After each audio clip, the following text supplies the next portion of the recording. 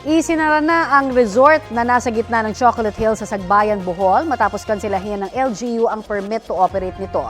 Mag-iimbestiga na rin ang Kongreso at ang DILG para matukoy kung sino-sino nga ba ang mga dapat managot sa pagpapatayo ng resort na idineklarang protected area at National Geological Monument. Balitang hatid ni Maki Pulido. 2019 pa o bago pa ang COVID pandemic, operational na ang Captain's Peak Resort sa gitna ng Chocolate Hills sa Bohol. Pero kinordonan na ang paligid ng swimming pool at hindi na nagpapapasok ng mga bisita. Kinansela na rin ng Sagbayan LGU ang kanilang permit to operate nang malamang may naka-issue ng temporary closure order mula sa DENR. Sabi sa pahayag ng DENR, September 6, 2023 sila nag-issue ng utos na ito. At noong January 22, 2024 naman, nag-issue sila ng notice of violation dahil nag-operate ang resort ng walang Environmental Compliance Certificate o ECC. Aminadong resort na wala silang ECC dahil hindi pa tapos ang kanilang aplikasyon sa DENR. Mahaba raw kasi ang proseso. Wala mo na problema na mo nga wala ni isisi. Bisod lagi ning ignorante kay taba. Record na ignorante kayo nga kanang magkuan og business mo na nay lesson to learn. So atay mahimo ato dyan ang paningkamutan nga i-comply. Pero paano nga ba pinayagang matayo ang resort?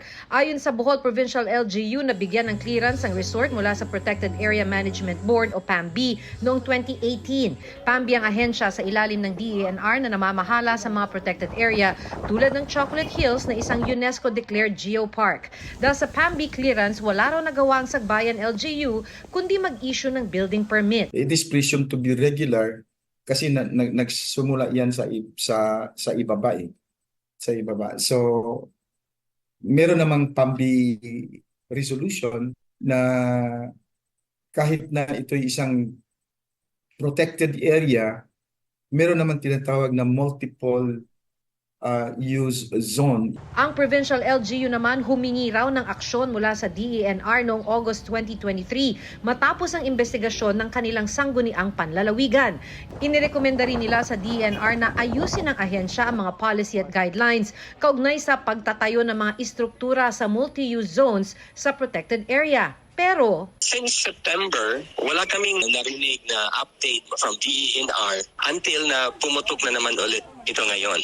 kapwa rin sinabi ng Provincial LGU at Municipal LGU na sa social at mainstream media lang nila nalaman na nag-utos na pala ng pagsasara ang DENR. Noon pa sana, had we known na may temporary closure order pala, then we could have monitored the compliance. Kung nalaman at binigyan kami ng kopya, official copy ng temporary closure last year, ay hindi na natin pahintulutan ito na mag-operate. Wala pang bagong pahayag ang DENR. 3 bayan sa Bohol ang nakakasakop ng Chocolate Hills.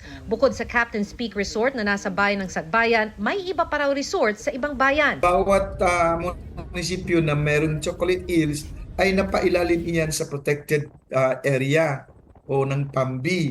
Kaya nga nalulungkot tayo kasi bakit nasi-single out tayo? Marami naman dyan.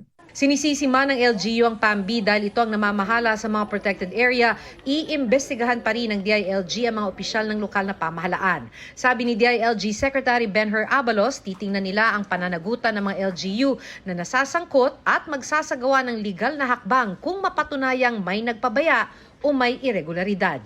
Maghahain ng resolusyon ng Senate Committee on Environment, Natural Resources and Climate Change para malaman kung paano na itayo ang resort sa Chocolate Hills. Ayon kay Senator Cynthia Villar. Nauna nang naghain ng resolusyon si Senadora Nancy Binay na chair ng Committee on Tourism ng Senado.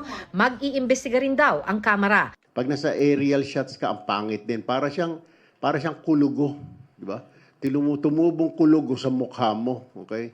So ang pangit to kahit anong palusot. Sa panibagong pahayag ng Captain's Peak kasunod ng pagbawi sa kanilang business permit, iginiit nilang nananatili ang kanilang commitment para mapanatili ang ganda ng Bohol at ng Chocolate Hills. Inaaral daw nilang lahat ng hakbang na pwedeng gawin at umaasa sa mabilis na resolusyon.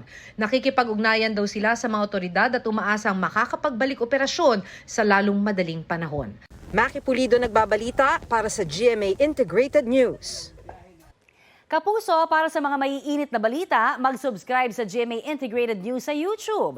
Sa mga kapuso naman abroad, subaybayan nyo kami sa GMA Pinoy TV at sa www.gmanews.tv.